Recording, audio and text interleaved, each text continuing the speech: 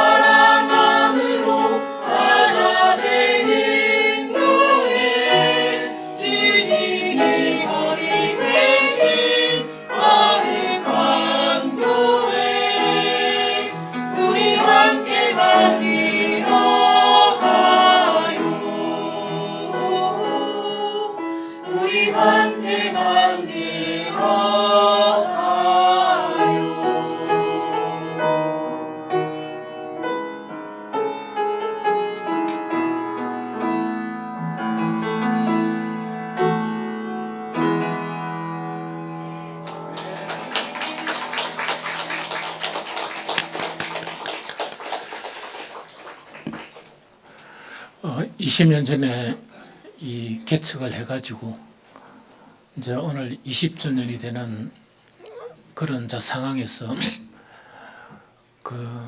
저는 여러분들이 있어서 참 행복해요. 특히 오늘 그 찬양 기대를 안 했는데 지금 계속 교회에 대해서, 즉 앞으로 우리가 어떤 교회를 세워가는가에 대해서 오늘 4번째 시간 설교를 하고자 하거든요. 그 찬양의 주제가 이 제목이 교회예요. 그래서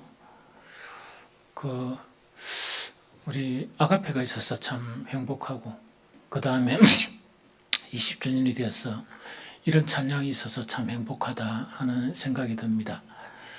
그런데 저도 조금 전에 알았거든요. 이거 말고 또 순서가 있는가 봐요. 그래서 좀 어리둥절하고 그런데 조금 어떤 간에 진행을 하고 그 다음에 설교를 하도록 하겠습니다.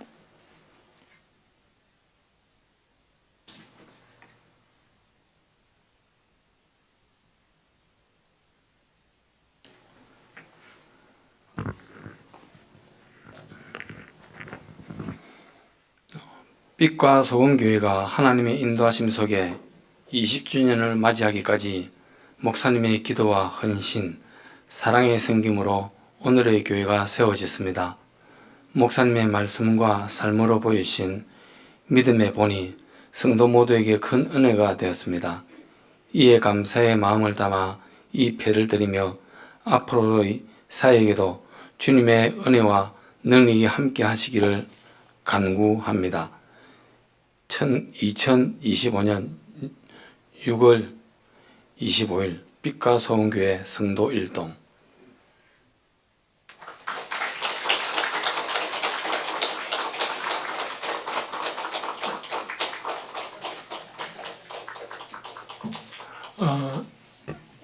그런데 생각을 못 했는데 아침에 장로님 이야기에서 내가 너무 당황을 해가지고 오늘 설교를 할 수 있겠느냐 하는 그런 생각을 했습니다.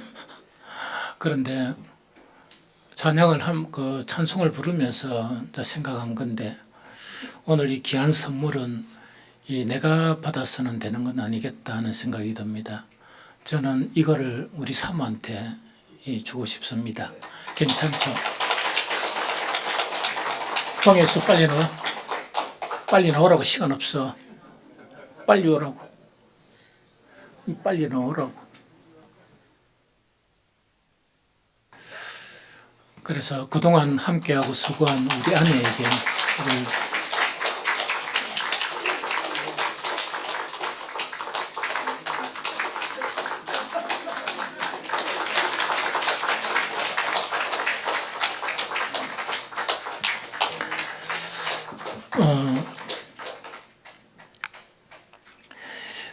이제 교회 20년, 이제 우리가 청년에 접어드는 이 교회입니다. 나이가 20살 되면 이게 이제 책임져야 될 그런 나이, 자기 자신에게도 이 세상에도 이제 책임져야 될 그런 나이거든요. 그래서 우리 교회는 어떤 방향성을 가져야 될까 이래 하면서 이 4주 동안 이 말씀을 나누게 됩니다. 지난주부터 우리가 나눈 거는 전 세계적으로 인정받는 학자고 저술가고 목사였던 존 스토트, 이분이 남긴 작품이 하나 있는데 그래 두꺼운 책은 아니에요.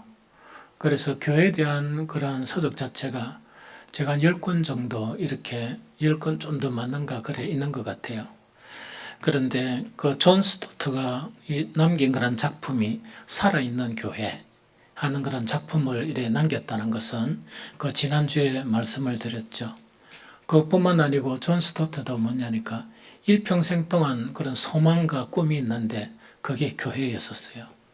즉 정말 이렇게 주님이 기뻐하시는 그런 교회를 보는 것이 참 소망이었고 하는 그 부분이죠. 그래서 여러 가지 원리들을 이렇게 이제 그 책 속에 있는데 이제 그것보다 제일 결론 부분에 한마디를 탁 질문을 던지는 거예요. 질문을 던지는 그걸 가지고 지난주, 이번 주 이렇게 우리 교회가 나아갈 방향을 이렇게 생각해 보는 거예요. 그 질문이 뭐냐니까 디모데들은 어디 있는가 하는 그런 질문을 던지고 그 다음 이분은 천국에 이렇게 가게 되거든요. 그래서 왜 이걸 가지고, 즉 한 가지 질문, 디모데들은 어디 있는가 질문을 하고 다른 거 서술이 없이 이 책은 이래 딱 마칩니다. 마치는데 목사가 왜 다른 원리들을 가지고 이렇게 이런 교회를 만들어 가자 하는 것을 설교하지 않고 이 존 스토트가 남긴 정말 디모데들은 어디 있는가 하는 이걸 탁 잡고 이 4주 동안 하면서 2주에 걸쳐서 이 말씀을 서로 나누는가 하는 그 이유는 이렇습니다. 교회의 그런 본질 자체는 뭔가니까 예수님의 몸이라고 성경은 선언하고 있어요. 그래서 예수님의 몸인데 교회의 구성 자체에서 가장 중요한 것을 우리가 보게 되면은 정말 어떤 그 원리나 뭐 또한 건물이나 시스템이나 이런 것이 아니고 가장 중요한 요소가 머리 대신 예수 그리스도와 그 다음에 그 몸의 지체로 부름을 받은 성도, 이 두 가지가 교회의 가장 중심적인 그런 내용이에요. 그런데 우리가 아무리 생각해도 머리신 예수 그리스도는 완전하세요. 머리신 예수 그리스도는 완전하세요. 그러다 보니까 교회는 주님의 몸이다 하는 이 선언은 완전한 교회예요. 천상과 같은 그런 교회거든요. 그런데 문제는 뭐냐니까 머리만 이렇게 계시면 안 되고 교회라는 것은 뭐냐, 예수님의 몸 안에 있는 지체들과 같이 연합해가 머리 대신 예수 그리스도와 지체들, 즉 이 성도들이죠. 이 성도들 자체가 되어야 이거는 교회가 이루어지게 되거든요. 그런데 문제는 뭐냐니까 머리이신 예수님은 완전하신 분이세요. 그런데 우리 성도들, 정말 이 교회의 이 다른 중요한 부분인 주님의 몸의 지체인 그런 성도들은 뭔가니까 그렇지 못하거든요. 그래서 성도들이 어떻게 되느냐에 따라서, 성도들이 어떤 사람이 되느냐에 따라서 교회는 정말 본질적인 교회를 회복할 수도 있고, 안 그러면 세속적인 교회로 추락할 수도 있고, 또한 세상에 영향을 미칠 수 있는 교회도 될 수 있고, 또 그와 반대로 세상에 아무런 영향을 미칠 수 없는 그런 교회도 될 수 있다 하는 그 자체를 이야기하거든요. 그래서 목사는 그 4주 동안 2주에 뭐냐니까 바로 우리가 온전한 그런 디모데가 되어야 우리 교회는 이 세상에 영향을 미칠 수 있는 그런 교회가 됩니다.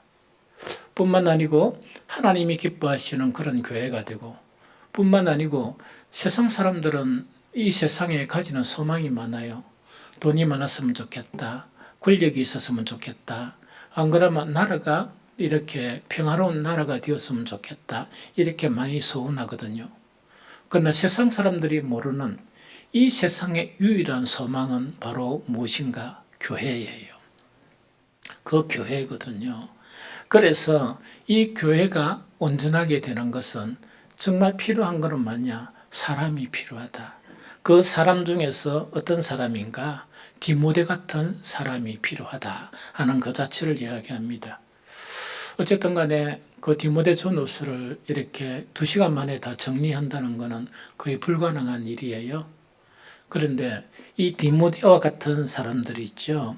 이 사람들 자체에서 2가지만 딱 이렇게 이 말씀을 나눴던 거예요. 그래서 지난주에 그 설교한 내용 자체는 뭐냐? 디모데는 어떤 사람이었냐? 그걸 갖다가 한 번 더 읽어봅니다. 빌립보서 2장 21절 읽어봅니다.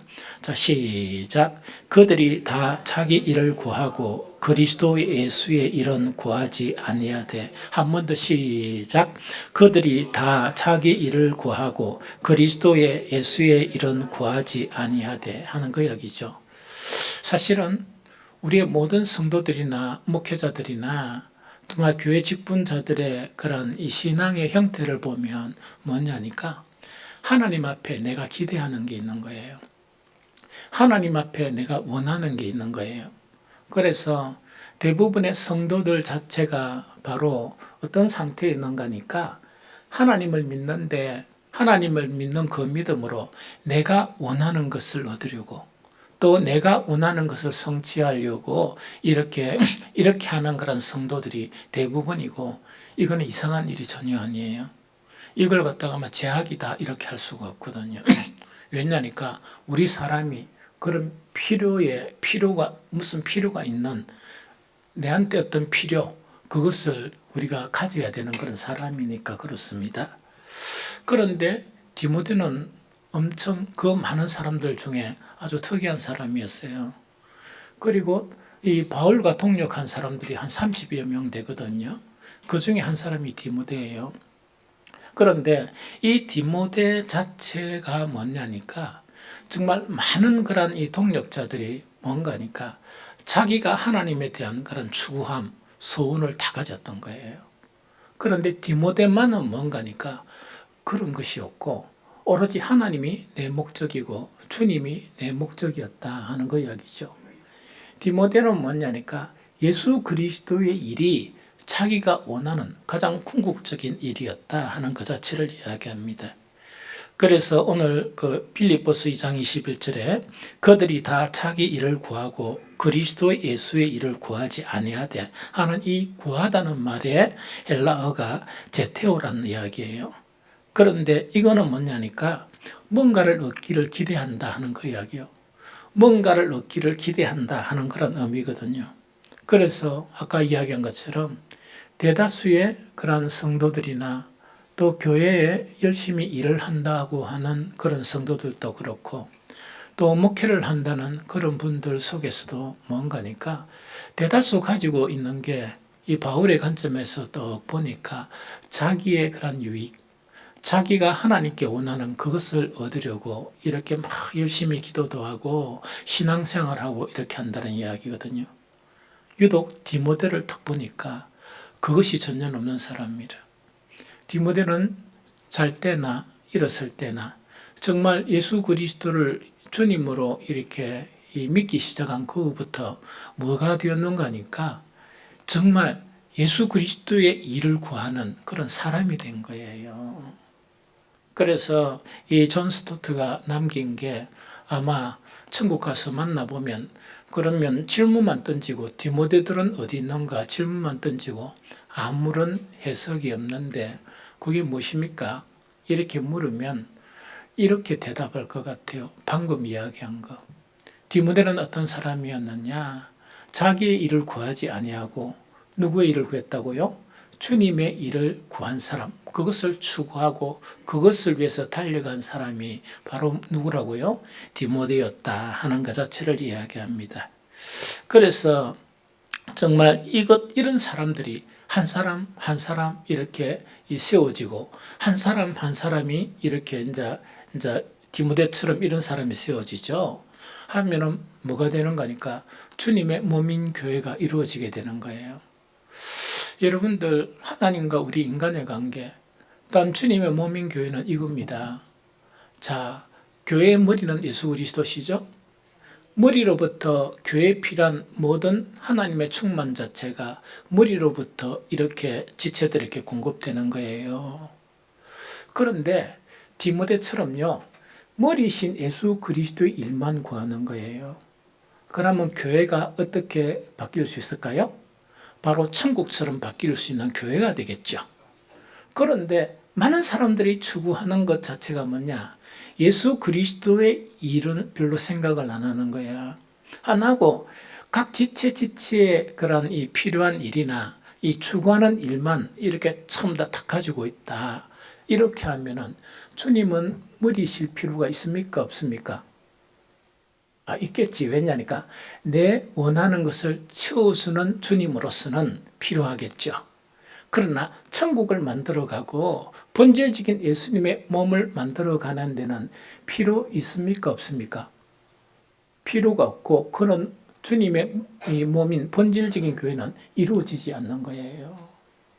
그래서 디모데는 뭐냐? 예수님을 믿으면서 한 원리를 깨달은 거예요. 그 원리가 어떤 원리인가 하니까 그 원리 자체가 어떤 원리인가 하니까 주님을 위하는 것이 진정한 나를 위한 것이다. 주님을 위하는 것이 진정한 나를 위하는 것이고 나를 위하는 것은 나를 이렇게 진정하게 위하는 것이 아니다. 그리고 나를 위해서 살아간다 그러면 누구의 목적? 하나님의 목적하신 바가 아니고 정말 악한 영이, 우리를 미혹하는 악한 영이 이끌어가는 그런 결과를 가져오는 것이다 하는 것 자체가 디모데는 믿음을 통해서 이렇게 인식한 것 같아요. 우리가 죄로 타락했죠? 하나님은 우리를 구원하시고 우리에게 천국을 이렇게 안겨주려고 예수 그리스도를 십자가에 이렇게 내어주셨어요.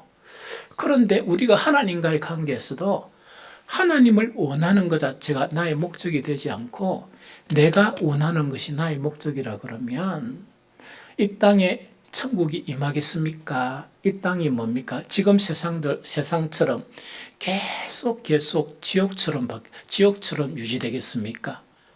그렇겠죠. 그래서 우리가 믿음 안에서 알아야 될 것은 주를 위한 것이 곧 나를 위한 것이고 또 주를 위한 것이 바로 내가 행복해지는 것이고 주를 위한 것이 우리 모두에게 뭐가 임하는 예수님께서 정말 회개하라 천국이 가까웠다 하는 그 천국이 실현되어지는 그런 길이다 하는 거 이야기죠. 그래서 주를 위한 것이 그만큼 중요한 것이다 하는 그 이야기입니다. 그래서 우리 교회도 각 지체된 우리 자체가 편협적이고 이 한 치 앞만 계속 보는 또 이 세상의 관점에서 뭐냐니까 주님은 나에게 필요한 분인데 내 소망을 이루어 줄 뿐이고 내가 원하는 그런 것들을 가져어 줄 뿐인데 그것만 가지고 기도하고 그것만 가지고 주님을 사랑해요 이렇게 한다 그러면 참으로 불행이 지속될 수밖에 없죠. 왜냐니까 이 교회에 천국이 임하면 그 천국이라는 것은 행복의 극치를 이야기합니다. 행복의 그런 극치인데 그 극치가 이루어지면 각 지체들은 다 행복 안에 살겠습니까? 불행한 가운데 살겠습니까? 행복 안에 살죠. 그래서 사탄이 계속 미워하는 것은 뭐냐? 너를 이야기합니다. 네가 어떻게 되고 네가 어떤 생각하고 네한테 뭐가 필요하고 이야기거든요. 성령님은 항상 우리에게 가르쳐 주시는 것은 주님이 어떻게 되고 또 주님을 위한 것이 무엇이고 교회를 위한 것이 무엇이고 그것을 가르쳐 줘요. 그러다 보니까 이 디모데는 어떤 사람인가? 정말 자기 자신, 즉 자기의 일을 구하는 그런 아주 위험한 그것이 얼마나 위험한 것이냐. 내 일을 구하면서 신앙생활하는 것이 내를 얼마만큼 불행하게 하는 것이고 교회를 얼마만큼 불행하게 하는 것이냐 그걸 아는 거예요. 그러니까 그걸 탁 버린 거예요. 버리면서 뭐냐니까 주님의 일이 무엇이냐 그것만 계속 생각하고 이런 이야기예요. 그럼 그거는 궁극적으로 누구의 행복을 위한 겁니까? 자기 자신의 행복을 위한 것이고 자기 가정의 행복을 위한 것이고 자기에 속한 그런 모든 소속된 교회의 행복을 위한 것이죠. 그래서 우리가 디모데를 이렇게 이야기하니까 하도 여러분들 설교 많이 들어가 군사로 부름을 받은 자는 충성되고 막 이런 것이 인식이 돼가 일을 많이 하라는 것보다 이렇게 이야기하거든. 그래 생각하는데 그게 아니고 정말 교회에 필요한 그런 디모데는 어떤 디모데인가? 본질을 알았어. 내가 나의 일을 구하지 않는 거예요. 내 속에 있는 내 어떤 욕구나 내 속에 있는 그런 이 소망이나 내 속에 하고자 하는 그거는 반드시 행복하고 이렇게 연결이 안 됩니다. 그것뿐만 아니고 천국하고도 연결이 전혀 안 되거든요. 그런데 이걸 모르는 거예요. 왜 그러냐니까 우리는 날 때부터 육신에서 났고 우리가 날 때부터 사단과 너무나 사단적인 그런 사람이거든. 그러다 보니까 거기서 탈피가 안 되는 거야. 그러고 하나님은 전능하시고 예수 그리스도는 우리를 위해서 십자가에 못을 박였다는 것도 일부는 믿지만은 전적으로 믿지를 못하는 거예요. 뿐만 아니고 우리에게는 가야 할 천국이 있다는 것도 전적으로 믿지를 못하는 거예요. 그러다 보니까 속았어. 뭘 하는가 하니까 자기 일을 구하는. 그래서 성직자라 할지라도 자기 일을 구하는. 이게 뭐냐? 교회가 어떻게 하면 성공할 수 있고 목회가 성공할 수 있고 막 이런 거 있죠. 그걸 구하면서 자기도 기도하면서 금식하고 성도들에게 그걸 함께 기도하도록 막 이렇게 강요하고 이런 일이 벌어지다 보니까 교회는 커질 수가 있지. 사업하는 사람도 이 밤에 잠 안 자고 열심히 하면 사업에 성공하는 사람들이 있거든. 그래서 정말 이 앞으로 이루어져야 될 교회는 어떤 교회인가? 디모데와 같은 사람, 즉 자기 일을 구하지 아니하고 예수 그리스도 일을 구하는 진리의 복음에 입각한 정말 온전한 그런 믿음의 사람, 거짓 없는 믿음의 사람, 이런 사람들이 한 사람 한 사람이 생기고 그런 사람들이 모여서 기도를 해야 되는 거예요. 그런 사람들이 모여서 정말 사역을 해야 되고 그런 사람들이 모여서 이 하나님이 이루시는 성령께서 이끌어 가시는 그 교회를 세워가는 거예요. 그런데 많은 사람들이 오늘날 교회를 자기 힘으로 세우려고 그러거든. 자기의 그런 욕망이나 자기의 가지고 있는 그런 생각으로 세우려고 그러거든. 그러니까 대형교회는 많아지는데 옛날에 무슨 대형교회가 있었어? 우리 저게 징조 할머니나 이런 분들 교회 다닐 때는 늘 핍박받고 나도 초등학교 때 그때 늘 요구도 먹고 조롱받고 하는 것이 일이었었습니다. 저는 밀양에 조그마한 그게 뭔가 하니까 이 교회는 그 교회에 비하면 대형 교회라. 그런데 땅은 좀 그 교회가 넓지만은 교회 안에는 이 비교하면 대형 교회라 사람도 훨씬 많고 그렇거든요. 그런 교회 다니면서 그 목사님들이나 그 성도들이 정말 진정한 믿음으로 이게 눈물 흘리며 기도하는 그런 것들을 참 많이 봐왔거든요. 그래서 우리가 어떤 교회를 세워가야 되느냐, 디모데들이 어디 있느냐, 정말 디모데들이 많이 배출되어지는 그런 교회가 되게 되면은 우회되는 거니까 본질적인 그런 교회로 회복되게 된다 하는 그 이야기입니다. 우리가 디모데 같은 사람들이 일어나게 되면 그 지난주에 이야기한 것처럼 이 바울이 디모데에게 언급한 내용이 뜻을 같이하여 너희 사정을 진실히 생각할 사람이 내한테는 디모데밖에 없다 하는 그 이야기입니다. 장로나 안수집사나 권사들이나 이런 부분은 어떤 의미에서는 목사와 동력하기 위해서 세워진 사람들입니다. 왜냐하니까 지금 우리 인원도 정말 이렇게 적은 인원이 아니고 목사 한 사람이 다 관리하고 목사 한 사람이 다 하기는 역부족인 그런 우리 교회예요. 그런데 그렇기 때문에 장로들이 세워지고 안수집사들이 세워지고 우리 권사님들이 세워지죠. 그럼 주님의 마음은 아니라도 목사의 그런 마음하고 동일한 마음이 되어서 우리 성도들을 돌아볼 수 있는 사람, 우리의 성도들의 그런 진실한 그런 사정을 알고 목사한테 이야기해 줄 수 있는 사람, 이런 사람들이 세워져야 돼. 그런데 자기 일을 구하는 사람에게는 정말 우리 성도들의 아픔이나 우리 성도들의 필요나 이런 것에 대한 관심이 없습니다. 그리고 심지어 그걸 갖다가 관심을 가지게 되면 세상 풍조 있죠. 그거는 남의 일을 간섭하는 것이 아니냐. 희한한 사고를 가져서 그래서 모른 척하고 이래해요. 그러면 어떻게 그것이 천국이고 어떻게 그것이 예수님의 몸 안에 지체와의 그런 관계인 교회라고 말할 수 있겠습니까? 그래서 진실이 예수 그리스도의 일이 내 속에서 충만하고 그것이 나의 그런 목적이 될 때 눈이 팍 떠져요. 왜? 자기를 벗어나서 다른 사람들을 이렇게 살펴볼 수 있는 이런 것이 생기고 다른 이 바울의 그런 동역자들은 왜 못 보내느냐? 이 보내봐야 뭐가 되는가 모르는 거야. 성도들의 사정을 모르고 그것을 진실하게 이 바울에게 보고할 수 있는 역량이 안 되는 거예요. 왜냐니까 자기밖에 볼 줄 모르니까. 그렇죠? 오늘 말씀 나누고자 하는 이 마지막 한 가지 있죠. 하나는 뭔가 이제 이 디모데 같은 사람 자체가 자기 일을 구하지 아니하고 주님의 예수 그리스도의 일을 구하는 이 사람이 아주 이제 디모데라 그러면 두 번째 오늘 나누는 거 있죠. 이거는 미래의 사람이라 그랬죠.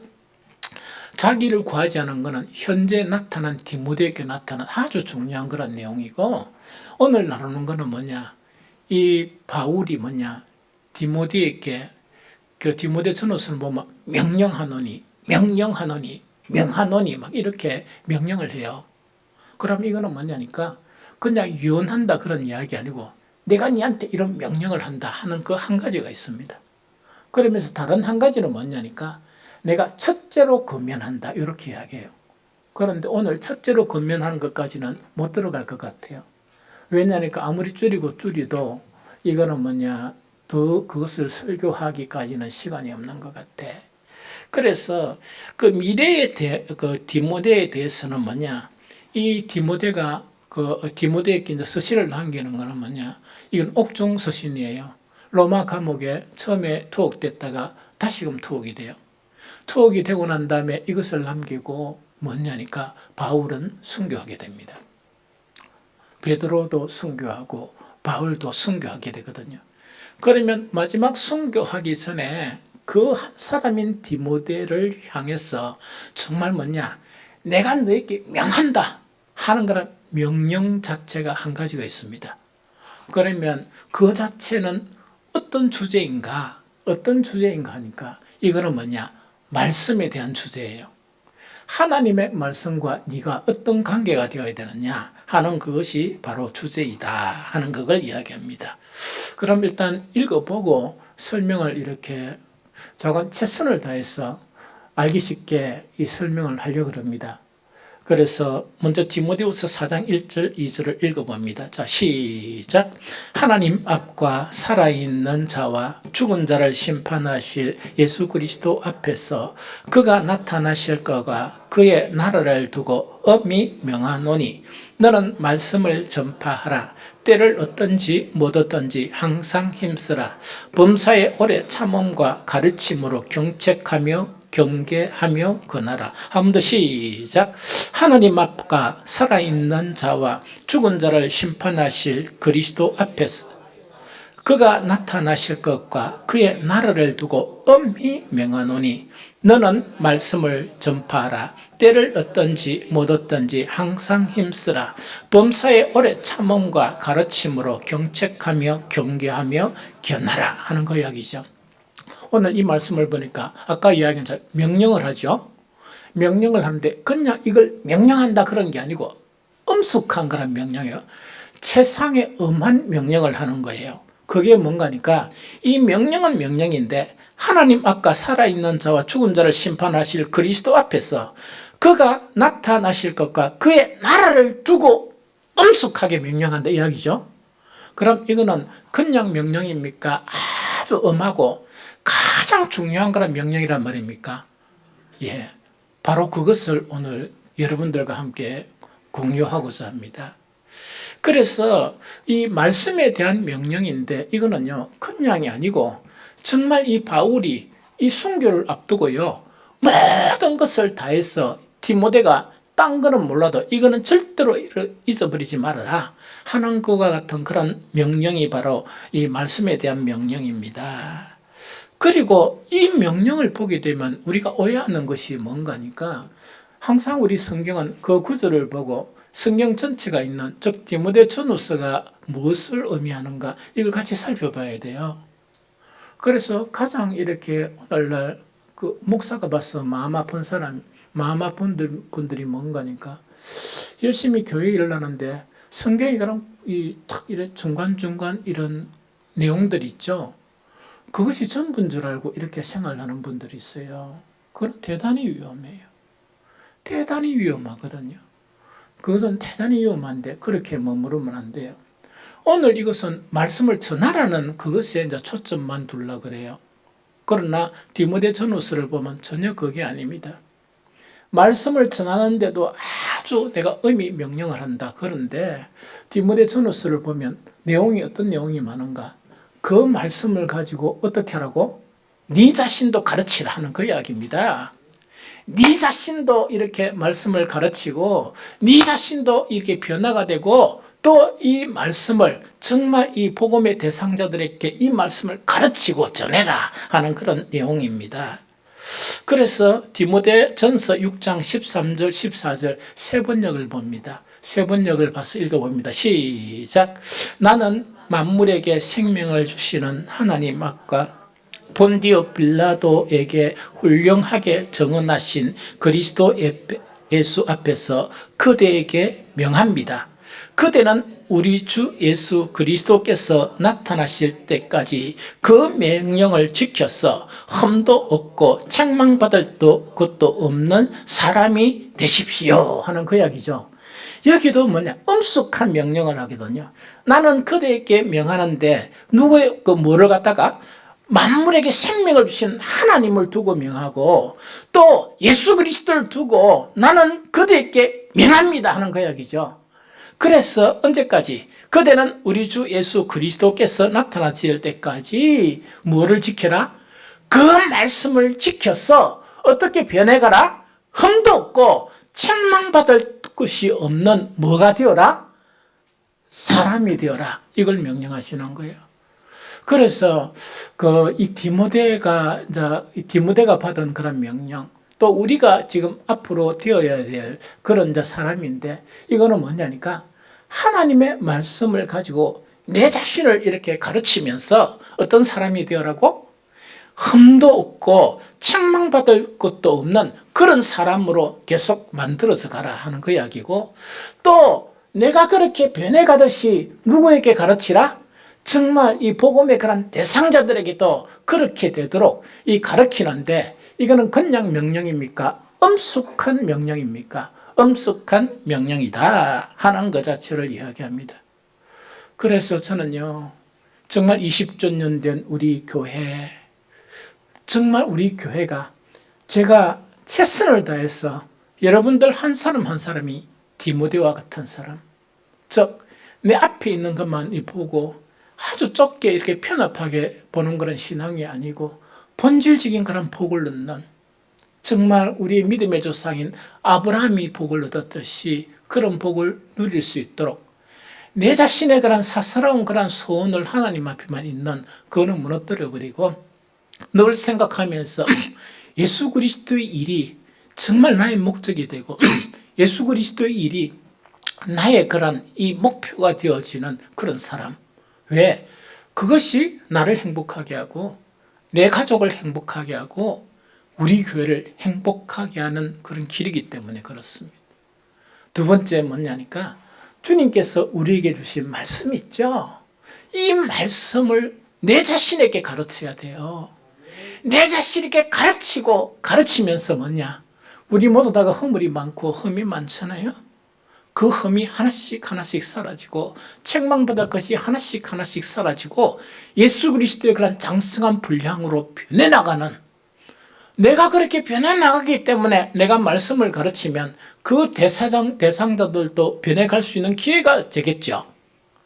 내가 변해가지 않는데 절대로 아무리 떠들어도, 아무리 설교를 하고 아무리 이렇게 열심히 가르친다 손치더라도 내가 안 변해가는데 이 복음을 듣는 사람을 변화시킬 수 있습니까? 없어요. 그 길을 오히려 막아버리는 거야.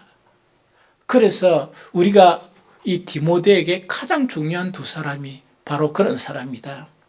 그러면 우리가 알아야 될 게 뭐냐니까 복음의 말씀 있죠. 말씀이 정말 바울 사는 이 세대에 어떤 상황에 놓여 있는가, 그걸 알아야 되죠. 그런데 그때 상황이 지금도 마찬가지입니다. 그런데 개인적인 생각은 뭐냐, 그때도 참 어려운 상황이지만 지금도 만만하지 않다, 정말 만만치 않다 하는 것 자체가 정말 목사에게 큰 힘이 되거든요. 어떻게 이 성도들, 맡겨진 이 성도들을 이런 문제에서 탁 벗어나서 진리의 말씀 자체가 임해서 정말 사람이 온전한 사람으로 바뀔 수 있게 하느냐, 디모데들이 나타날 수 있게 하느냐, 그 자체가 큰 과제이고 큰 숙제예요. 그러면 복음의 말씀이 어떤 상황에 놓여 있는가 하는 그 자체를 이제 보면 제일 첫 번째로 뭐냐니까 아무리 기도하고 예배를 드리고 아무리 설교를 들어도 경건이 사라지는 거예요. 경건한 사람들이 별로 없는 거야. 그게 별로 없는 거예요. 이 복음은요, 본질적으로 뭐냐니까 이 디모데서에도 있습니다. 진실된 믿음을 가지고 이 복음을 듣게 되면 하나님의 사람으로 온전하게 돼요. 그 다음에 하나님의 선한 일을 할 수 있는 능력이 생겨요. 이래 돼요. 그거는 뭐냐니까 그것을 아주 경건한 사람들이 걸어가는 그런 길이라고 보거든요. 그런데 문제는 뭐냐? 변질된 복음 있죠. 복음을 이렇게 복음을 내가 받아들이는 거예요. 성경에는 변질된 복음입니까? 진리의 복음입니까? 그럼 진리의 복음이죠. 그런데 성경이 잘못된 게 아니죠. 그럼 이대로 믿고 이대로 따르게 되면 왜 되겠습니까? 경건한 모습을 가져야 되겠죠? 그런데 바울이 아무리 봐도 경건한 모습이 사라지는 거예요. 열심히 기도도 많이 하고 선교도 많이 하고 막 교회 으쌰으쌰 하고 막 이런 하는데 그래 하면서 경건한 사람이 생겨야죠. 그런데 경건한 사람이 별로 생기지 못하는 거예요. 이 원인에 대해서 디모데후서 2장 16절에서 17절 전반을 봅니다. 시작. 망령되고 헛된 말을 버리라. 그들은 경건하지 아니하며 점점 나아가서 그들의 말은 악성 종양이 퍼져 나감과 같은데 한 번 더 시작. 망령되고 헛된 말을 버리라. 그들은 경건하지 아니하며 점점 나아가서 그들의 말은 악성 종양이 퍼져 나간 같은데 하는 그 이야기죠. 이때 교회가 초대교회예요. 이때 교회가 초대교회고 이때 대표적인 교회가 어떤 교회라고요? 에베소 교회예요. 대단한 교회예요. 그런데 바울이 이렇게 보니까 어떤 현상이 일어나는가 하니까 신앙생활은 열심히 하는데 경건 자체가 사라지고 있고 이런 풍조 자체가 악성 종양처럼 교회에 퍼져나가고 있다는 그 이야기입니다. 이 무슨 말이겠습니까? 이게 그 당시에 처한 그런 상황이고 또 오늘날 처한 그런 상황이다 하는 그 자체를 이야기하거든요. 그래서 오늘날도 보면 경건의 모양들은 다 있거든요. 경건의 모양은 뭡니까? 기도하는 모양, 예배드리는 모양, 주의 일을 하는 모양 이게 있죠. 그런데 무엇을 찾아볼 수가 없느냐? 경건의 능력이 없는 거라. 이거는 뭐냐? 경건의 능력이라는 거는 우리가 말할 때 누구처럼 말을 해야 되겠어? 예수님처럼 말을 해야 되죠. 교회 여러 가지 복잡복잡한 그런 상황 속에서 우리의 생각이 타락한 인간의 속성의 그런 생각대로 판단해야 됩니까? 경건한 사람은 주님의 관점에서 생각해야 되죠? 그렇게 생각해야 돼. 그 다음에 우리와의 관계도 마찬가지고 여러 가지 것 자체가 뭐냐? 내 생각 아무것도 쓸데없는 버려야 될 내 이론과 생각 가지고 막 뭔가를 해야 되겠습니까? 주님의 관점에서 그 일을 이끌어 가야 됩니까? 그게 경건하고 경건하지 않은 차이다. 그래서 이 땅에 많은 사람들이 경건의 모양 이꼴은 경건으로 생각하는 거야. 그거는요, 그러면은 유대인들이 버림을 받지 않았지. 유대인들은 우리보다 훨씬 경건의 모양을 강하게 가졌어요. 그들은 뭐 일주일에 2번씩 금식하기도 하고 막 이런 거 있죠. 이런 아주 경건한 그런 이 모양은 있었지만 예수님은 그들을 향해서 딱 결론으로 한마디, 외식하는 자들아. 너희 신앙은 뭐냐? 거짓이고 외식하는 신앙이라는 그 자체를 이야기하거든요. 그런데 이런 외식하는 신앙 자체가요, 유대인뿐만 아니고 초기 교회도 계속 번져가고 있는 거야. 그것뿐만 아니고 각 세대마다 이게 번져가고 있는 거예요. 그래서 이런 현상이 나타났다. 두 번째 현상은 어떤 현상인가 하니까 진리의 지식에 이르지 못하는 현상이야. 성경 공부를 열심히 해. 그럼 이거는 뭐냐니까 우리도 뭐 제자 훈련 뭐 이렇게 합시다 해가 있는데 목사가 지금 마음에 근심이 엄청 많이 들어. 엄청 많이 들은 게 뭐냐? 읽은 책은 떡 만들어 놨는데 보니까 좀 만족한 것 같아. 그런데 이걸 어떻게, 이 숙제를 어떻게 풀어가야 되느냐 하는 그것이 이렇게 엄청 큰 짐이에요. 그런데 이걸 해가지고 이 기만 발달시키는, 지식만 발전시키는 그런 이상한 사람들 만드는 게 아닌가. 그게 두려운 거야, 사실은. 그게 막 두렵고 두려워해가지고 지금 전도 훈련은 하는데, 주님, 이걸 어떻게 해야 되겠습니까? 내가 힘들어서 그런 건 아니거든요. 내가 지금보다 배나 더 일을 한다 할지라도 그것 때문에 뭐 힘들다고 이야기할 수는 없을 것 같아요. 그런데 이제 문제가 그것이거든요. 그러면은 복음을 들으면 무엇을 알아야 됩니까? 진리를 알아야 되잖아. 진리를 알아야 되는데 이게 그 진리가 우리를 뭐하게 해야 돼? 그래서 너희가 내 말에 거하면 참으로 내 제자가 되고 진리를 알지니 진리가 너희를 자유롭게 하리라. 이게 뭔가니까 복음을 듣게 되면 거짓 믿음이 아니고 진정한 믿음이 되면 열을 바뀌어버려. 그래서 디모데처럼 성도들을 딱 보면, 다른 열심히 사람들을 딱 보면 성도들의 아픔을 못 보는 거야.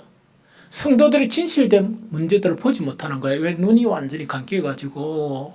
왜냐? 진리도 못 보는데 그걸 어떻게 보겠습니까? 한 영혼을 어떻게 살펴볼 수 있는 그런 사람이 되겠습니까? 이야기죠. 그러면은 이 복음을 통해서 우리는 진리를 알게 되고 진리가 자유롭게 되죠. 그러면 이 진리가 자유롭게 된다는 건 이 이야기라. 여러분들 속에서 어떤 때 기분이 엄청 나쁜 감정이 사로잡죠? 만약에 그런 일이 있다. 그러면은 그게 진실로 기분 나쁜 일이겠습니까? 기분 나쁜 일이 아닐 수도 있습니까? 그런데 그거는 항상 기분 나빠가 팍 이래가지고, 그죠? 평소에는 모습이 좋다가 기분 나빠가 뭡니까? 며칠 동안 깍 있다가 렌즈 지나고 난 다음에 부끄러워가지고, 왜? 이건 기분 나쁜 일이 아니네. 이래 알거든. 그럼 계속 인생을 그래 산다 그러면 그 사람이 피곤하겠습니까? 피곤 안 하겠습니까? 그러면은 그 보면은 뭐냐니까 진리를 안다는 거랑 그런 현상 속에서도 슬픔을 느끼지 않는 거예요.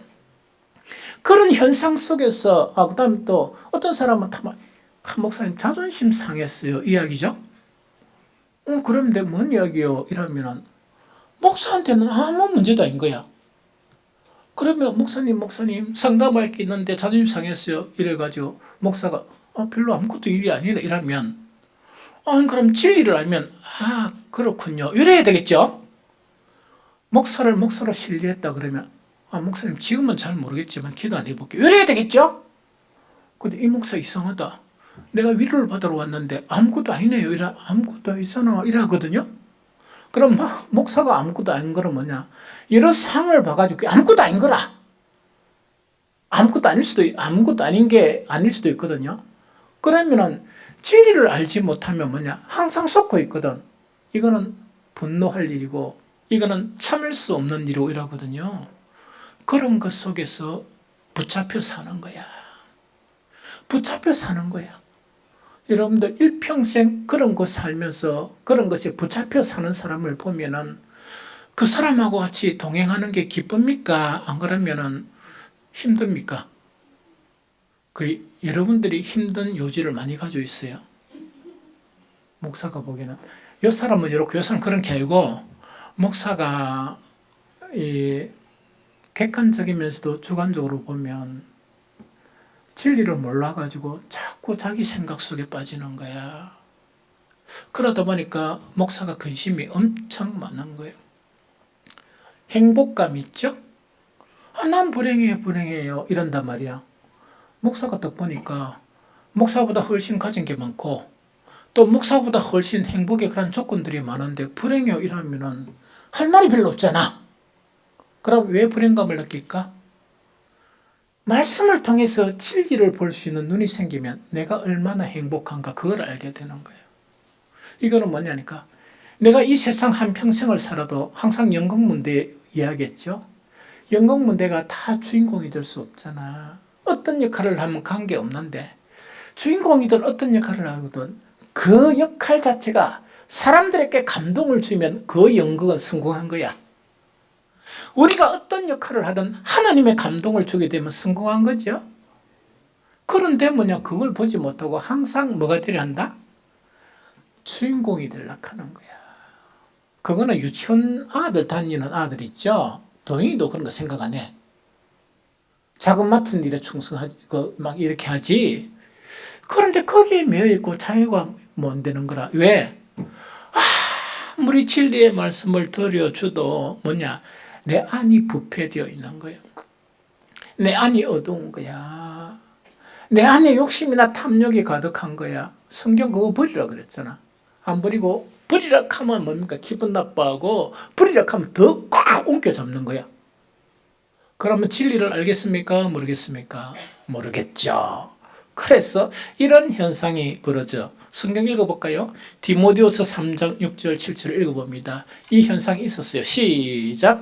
그들 중에 남의 집에 가만히 들어가 어리석은 여자를 유인하는 자들이 있으니 그 여자는 죄를 중히 지고 여러 가지 욕심에 끌린 바 되어 항상 배우나 끝내 진리의 지식에 얻을 수 없느니라. 이게 가장 힘든 거야. 이게 가장 마음이 아픈 거예요. 목사가 계속 설교하고 목사가 계속 설교해도 뭔가니까 정말 이렇게 아무리 설교하고 애타게 설교하더라도 무엇을 볼 줄 모른다. 진리의 지식 자체가 이루지를 못하는 거. 자기 생각에 고착되어 있단 말이야. 이것이 그 당시의 상황이고 오늘의 상황입니다. 세 번째, 요거 두 개만 있는 게 아니고 한 가지 더 큰 문제가 있어요. 그거는 뭐냐니까 진리의 말씀은 안 들으려고 그래. 진리의 말씀은 거부하려는 그런 성향이 나타나는 거야. 자, 읽어봅니다. 디모데후서 4장 3절 4절 시작. 때가 이르니니 사람이 바른 교훈을 받지 아니하며 그 귀가 가려워서 자기의 사욕을 따를 서성을 많이 두고 또 그 귀를 진리에서 돌이켜 헛단한 이야기를 따르니라 하는 그 이야기죠. 옛날에 이런 현상이 많았어요. 이 교회에서 그 설교만으로도 충분하고 성경도 다 있는데 온데 쫓아다니는 사람들이 참 많았어요. 그런데 요새는 다행이다. 이런 사람이 없네. 이랬거든요. 이래 생각하는데 그거 내 오해인지 몰라. 옛날 사람들은 그래도 막 이래가지고 뭔가를 찾으려고 돌아다녔지만 요새는 뭡니까? 자기 일에 바빠가 갈 시간이 없는 거야. 기도원도 갈 시간 없고 딴 데도 갈 시간 없고 이런 현상 때문에 그렇지 않느냐 하는 그런 생각이 들거든요. 그래서 우리 속에 있는 그런 사역을 채우려고 하니까 진리의 말씀은 뭡니까? 듣기 싫어하는 거예요. 그럼 이런 상황이 바로 어디에 있는가 하니까 정말 그 당시의 현상이고 오늘날에도 이 현상 자체는 더 강하면 강했지 약해지지도 않는 그런 부분이다. 그러다 보니까 바울이 뭡니까? 엄중히 명한다. 엄중히 명하는데 그 말씀을 가지고 자기를 가르치고 그래서 지속적으로 자기가 헛먹는 사람이 되어지고 이런 사람이 되라 하는 거죠. 또 그렇게 하듯이 복음의 대상자들에 대해서도 엄히 명하노니 그 말씀을 가르치라는 이야기라. 이거 이해가 됩니까? 그걸 이해합니다. 그러면 이런 현상에 대해서 사도 바울의 명령은 어떤 명령인가? 또 다른 명령을 보면 디모데전서 1장 18절 19절 읽어봅니다. 자, 시작.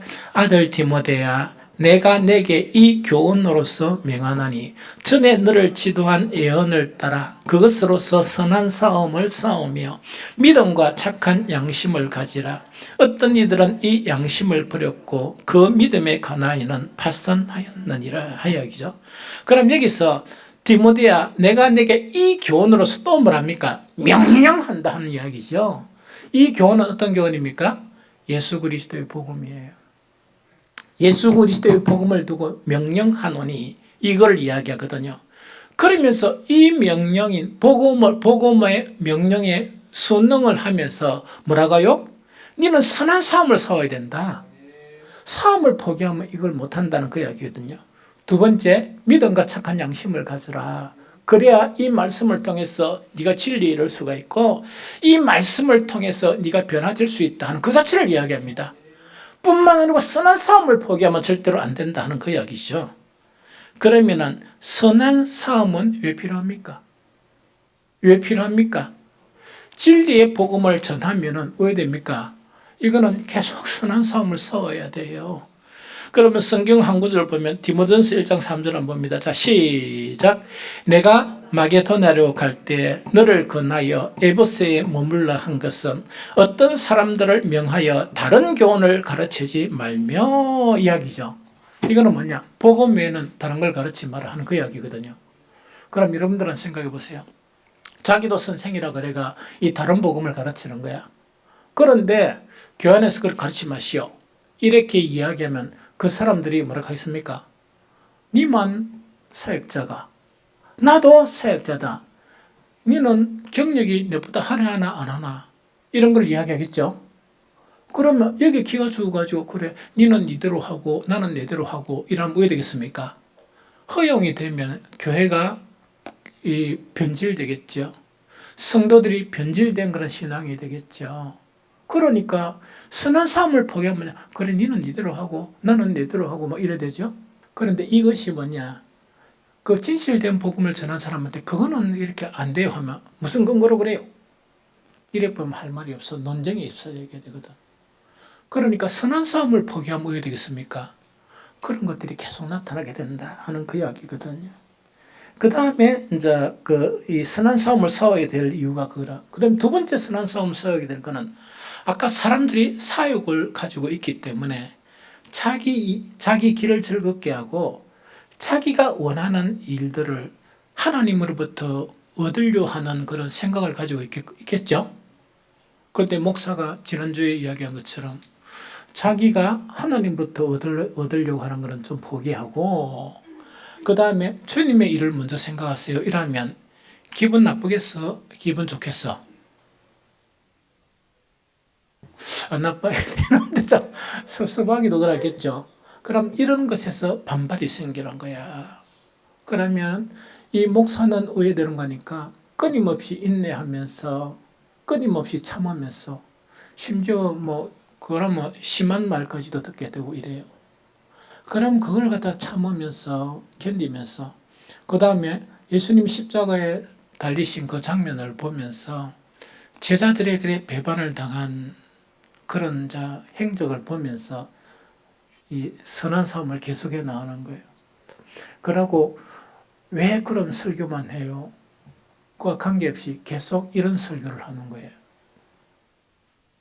왜냐니까 하나님을 위하는 사람이 되어야 그 사람이 온전한 구원이 이루어지고 행복해지고 교회가 온전하게 되니까. 그래서 내가 그 싸움을 포기하면 그 사람한테 진 게 아니고 누구한테 지는 겁니까? 마귀한테 지는 거지. 영적인 싸움에 마귀한테 그 영혼을 팔아먹는 거죠. 그래서 저는 죽으면 죽었지 그런 일은 못합니다. 저는 끝까지 싸울 거예요.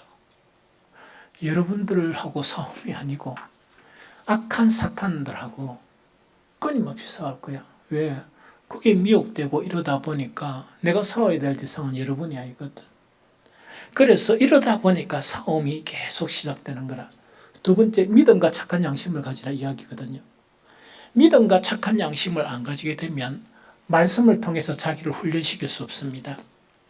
믿음이 있어야 예수님만이 유일한 구세주시다. 있어야 그 말씀의 토를 안다는 거야. 그 말씀대로 살려고 노력하는 거야. 하나님만이 정말 절대자인 하나님이시다. 이게 믿게 되면 말씀을 가지고 유대인들처럼 이렇게 바꾸고 요래 바꾸고 저래 바꾸고 안 해요. 그럼 유대인들이 요래 바꾸고 저래 바꾸고 이러는 거 있죠. 왜 합니까? 자기들의 그런 속에 있는 탐욕이 있죠. 그걸 얻으려고 하다 보니까 그걸 잃을까 싶어서 요래 바꾸고 저래 바꾸고 가거든요. 그럼 잘 될 것 같죠? 절대로 잘 안 되고 망합니다. 망하게 되거든요. 그래서 이런 현상이 일어나. 그래서 첫 번째 믿음이 중요하고 두 번째 뭡니까? 착한 양심이 중요해요. 그런데 믿음과 착한 양심에 대해서 어떤 주석가는 이렇게도 해석을 합니다. 믿음은 하나님과의 관계에서 중요한 것이고 믿음은 하나님과의 관계에서 중요한 것이고 선한 양심은 사람과의 관계에서 중요한 덕목으로 이렇게 보는 그런 게 있는데 아주 타당한 이론인 것 같아요. 그러다 보니까 믿음은 뭐가 중요합니까? 말씀을 수호하고 지키려고 그러니까 이 예수님의 말씀이 진리고 예수님의 말씀만이 생명의 말씀이다. 그걸 굳건하게 지켰죠. 이걸 믿음이라 그래. 그리고 딴 사상, 성경에 없는 딴 그것 자체는 절대로 안 된다 해가 탁 이 뿌리를 칠 수가 있는 거야. 그게 믿음이에요. 양심은 뭔가니까 사람과의 관계라고 그랬죠. 성경에서 이렇게 가르친 사람과의 관계 있죠. 사람에 대한 도리를 지키고 사는 양심이 바로 양심이다 하는 거 이야기죠. 그래서 어떤 사람은 기도는 열심히 하는데 사람의 도리를 안 하는 거예요. 그러면 양심이 안 되는 거예요. 그런데 믿음과 양심 자체는 어떤 관계성이 있는 것인가? 아주 유명한 분이 있어요. 요한 알브레히트 벵겔, 딱 줄여가 벵겔 이렇게 이야기합니다. 벵겔은 아주 중요한 그런 신학자인데 루터교 독일 있죠? 독일에서는 아직까지 벵겔의 를 기념하는 그런 행사가 계속 벌어지고 있어요. 루터교 경건주의자 성직자이고 이분이 가장 탁월한 것은 그리스어예요. 그래서 신약 성경을 주석한 것이 전 세계적으로 유명합니다. 이 벵겔인데 이 벵겔 자체가 믿음과 양심을 이렇게 표현했는데 너무 합당한 거예요. 제가 읽어드릴게요. 두 번 읽어드릴게요. 혹시 좋은 사람 있을까 싶어서. 믿음은 고귀한 향유 같고 착한 양심은 그것을 담는 유리그릇과 같다. 이게 정말 아름다운 말이라. 다시 읽어드릴까요? 믿음은 고귀한 향유와 같고 착한 양심은 그것을 담는 유리그릇과 같다. 그 이야기라. 자, 아무리 좋은 믿음이라도 이 향유와 같은 이 믿음이 담아야 될 것이 뭡니까? 양심이란 것이 그 양심에 담겨지는데 유리그릇이라. 그럼 유리그릇이 깨어지면은 유리그릇과 깨어집니까? 믿음도 파산합니까? 그래서 성경에는 뭐냐니까 뭐라고요? 양심을 버리면 믿음에는 뭐한 자라? 파산한 자라. 이 양심 자체는 뭔가니까 성경에서 가르친 사람에 대해서 이렇게 대하고 저렇게 대하고 이런 이야기라. 그럼 이 양심 자체 선한 착한 양심이 내 마음은 안 그래도 내 살아온 배경이 이래도 그걸 다 거부를 해버리고 성경에 가르친 대로 사람을 대하는 거야. 맞죠? 이것이 선한 양심을 가진 사람이에요. 그런데 이 선한 양심은 믿음을 이렇게 포함하는 그릇과 같은 거야. 아무리 충출한 믿음을 가지더라도 사람과의 관계가 정말 성경에서 요구하는 그런 뭡니까? 그런 여러 가지 교훈들이 있죠. 그것을 순종하지 못하면 그 믿음은 있는 것이라 없는 것이라 파선한 믿음 것 같다는 그 이야기거든요. 좀 이해가 되겠죠. 마지막에 이것만 하겠습니다. 오늘 조금 행사도 있지만 오늘은 그 찬양 예배가 있습니까 없습니까? 이 끝나고 나면요 오늘 아주 특이한 음식을 우리가 맛볼 거예요. 그걸 기대하면서 조금만 더 할게요. 왜? 이거는 너무 결론에 해당되는 그런 부분이니까. 오늘 전심은 아가페서 했습니다. 오늘 찬양만큼이나 음식이 맛있을 거라 확신합니다. 그걸 기대하면서 조금만 더 할게요. 그러면 이제 다른 교훈을 가르치지 말라 이랬죠? 이게 지금 되게 심각해요. 목사의 개인적인 관점은 뭐냐? 목사가 아무리 열심히 설교하죠? 열심히 설교해도 제한적밖에 안 돼. 그런데 다른 교훈은 뭡니까? 여러분들이 물고 와. 유튜브를 통해서 막 이런 다른 교훈들을 물고 들어오는데 그 하나하나를 목사가 방어할 수 있습니까? 없습니까? 그래 너무 힘들어. 그래서 디모데 같은 사람이 되어서 목사를 도와줘야 돼. 그래서 이걸 지켜야 되는 거야. 그럼 복음과 다른 교훈의 차이점이 뭔가? 그런데 이 다른 교훈의 다른 교훈의 가장 중심에 있는 게 율법이에요. 율법인데 디모데전서 1장 5절 7절 읽어봅니다. 시작. 이 교훈의 목적은 청결한 마음과 선한 양심과 거짓이 없는 믿음에서 나오는 사랑이거늘 사람들이 이에서 벗어나 헛된 말에 빠져 율법의 스승이 되려 하나 자기가 말하는 것이나 자기가 확정하는 것도 깨닫지 못하는도다. 이게 율법의 속성이에요. 그럼 복음 자체는 뭐냐? 복음 자체가 반드시 이루어지는 것은 뭐냐? 사람의 마음을 청결하게 합니다. 그 다음에 사람에게 뭐냐? 아까 인간의 도리 있죠? 그 도리를 지켜주는 선한 양심 자체가 이렇게 일깨워져요. 그 다음에 또한 거짓 없는 믿음이 생겨요.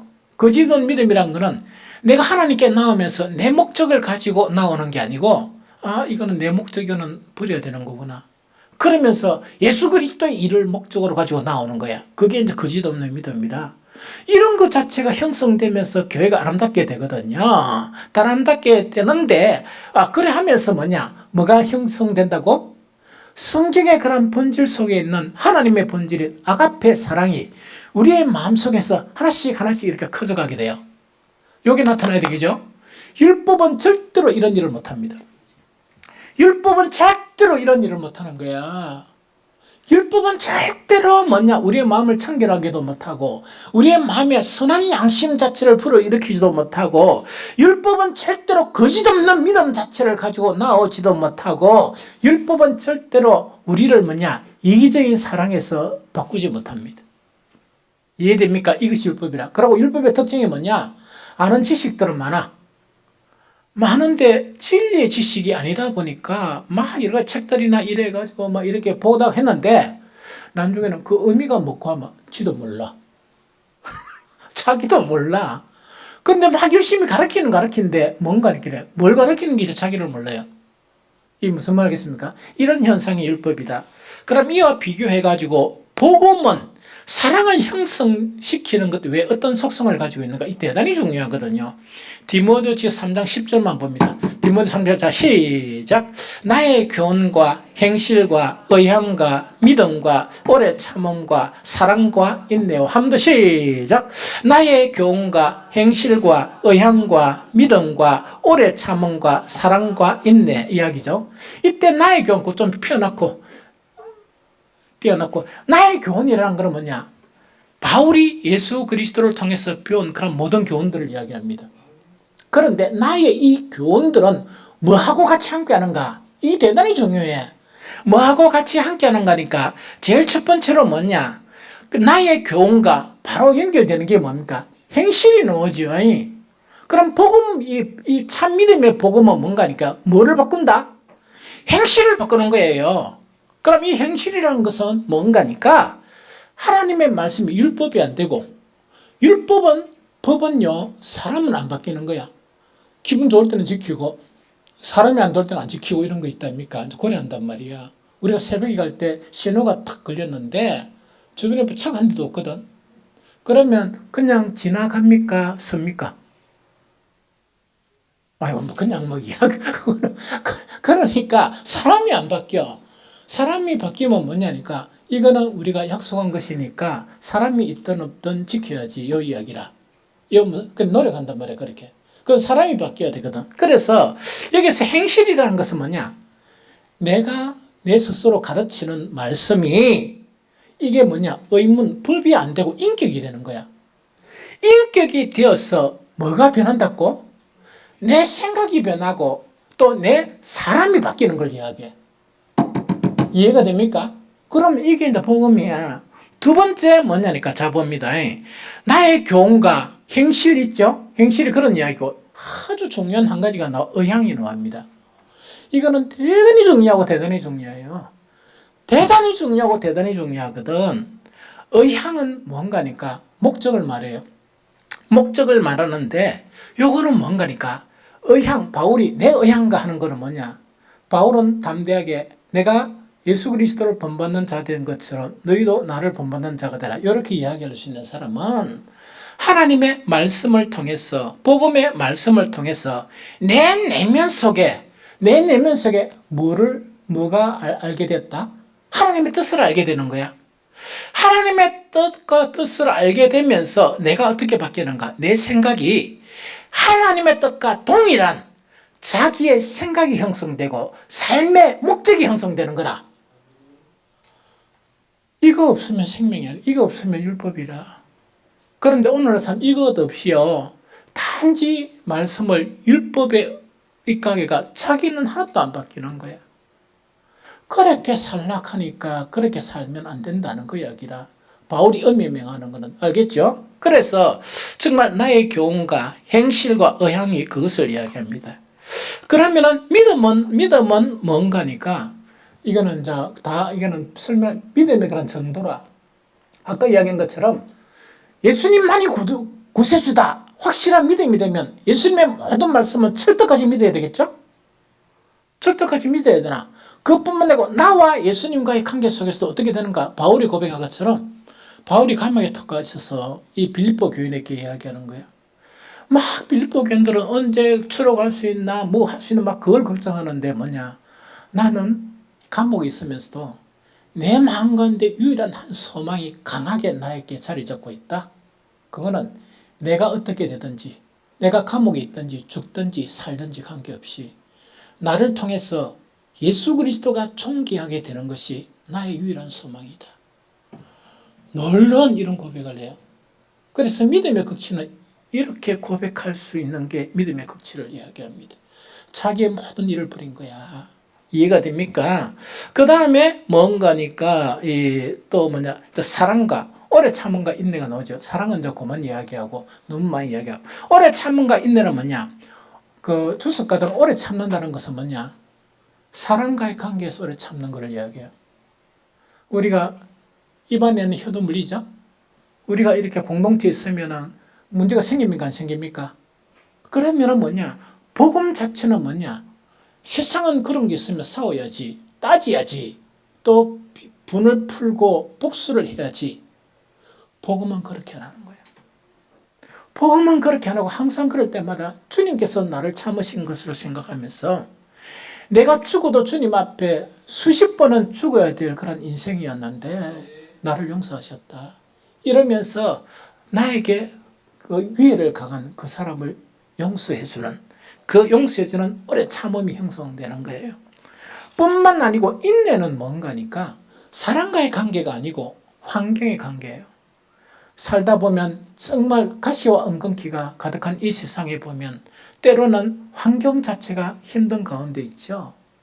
복음은 그 환경 자체를 인내할 수 있는 인내해서 결국은 하나님의 복을 누릴 수 있는 그 자체가 바로 말씀을 통해서 형성되어지는 것이 바로 인내다 하는 그 이야기입니다. 요거 이해가 됩니까? 그래서 이것이 뭐냐? 율법과 무엇의 차이다?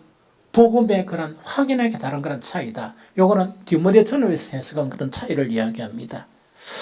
이제 마지막으로 이야기합니다. 바울이 디모데에게 확실하게 지키고 이것을 따르고 하는 것은 이 다른 교훈입니까? 복음입니까?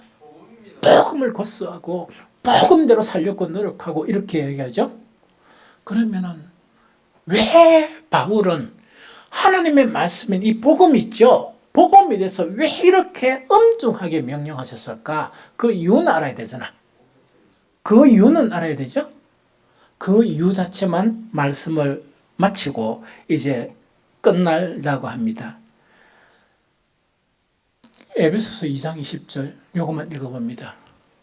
에베소서 2장 20절 자 시작 너희는 사도들과 선지자들의 터 위에 세우심을 입은 자라 그리스도 예수께서 친히 모퉁이 돌이 되셨느니라. 한 번 더 시작 너희는 사도들과 선지자들의 터 위에 세우심을 입은 자라 그리스도 예수께서 친히 모퉁이 돌이 되셨느니라. 새벽 예배나 수요나 금요기도에 온 분들은 이 말씀을 몇 번 들었을 거예요. 그래서 아마 이해하고 있지 않느냐 하는 그런 생각이 듭니다. 그래서 전체적으로 설명하면 교회는 어디 위에 세워지느냐 이 이야기거든요. 그런데 결론적으로 교회는 복음 위에 세워집니다. 복음 위에 세워지는데 이 복음 위에 세워지는 교회 자체를 어떻게 표현하는가? 복음이신 예수 그리스도가 무슨 돌이 되신다? 머릿돌이 되시고 그 다음에 등장하는 인물이 누굽니까? 사도와 선지자들의 땅이 없으면 교회가 세워집니까? 안 세워지죠. 그럼 요거는 뭐냐니까 교회의 본질을 이야기하면서 우리의 몸을 가지고 그리스도의 몸이라 이렇게 교훈하는 교회의 본질을 설명하는 방법이 있고, 하나는 뭡니까? 보여지는 건물로서 설명하는 방법이 있어요. 그럼 여기서는 몸으로서 설명합니까? 건물로서 설명합니까? 건물로서 설명하는 거예요. 그럼 건물이 이루어지려고 그러면 터가 있어야 되겠죠? 땅 없는데 집 질 겁니까? 그런데 우리가 땅이 없으면 안 되잖아. 이 땅 자체를 묘사하면서 사도와 선지자들이다. 이때 사도와 선지자는 구약의 인물을 이야기하는 거고 신약의 인물을 이야기해요. 그러면 이것의 정체성은 뭐냐? 이분들의 정체성은 뭐냐? 요걸 아주 중요한 내용이니까 설명을 할게요. 복음의 계시에 대한 최초의 그리고 권위적 수납자이고 선포자가 바로 사도와 선지자들입니다. 바울이 갈라디아 교회나 일할 때 뭐냐? 내가 나에게 복음을 알게 한 것은 사람에게 들은 것이 아니고 누구의 계시로 되었다? 그리스도의 계시로 되었다는 이야기죠. 이 성경을 형성하는데 하나님의 생명의 말씀을 형성하는데 예수 그리스도의 복음과 그 다음에 사도와 선지자는 어떤 사람들인가 하니까 우리하고 다릅니다. 우리하고 다르고 이거는 최초입니다. 최초. 한 사건으로 끝나는 거야. 최초로 정말 뭡니까? 복음의 수납자들이 되어지고 수납자가 되어지고 복음의 뭐가 되어진다? 선포한 자가 되어지는 거야. 그래서 성경이 형성된 거야. 에베소서 저자는 누굽니까? 바울이면 바울의 말씀입니까? 하나님의 말씀입니까? 왜 하나님 말씀이라? 바울은 사도로서 복음의 특별한 성령을 받아서 복음의 수납자가 바로 뭐냐? 사도의, 그러게 사도, 목사고 사도 이런 말하면 큰일 납니다. 최초의 수납자고 그걸 선포한 사람들이야.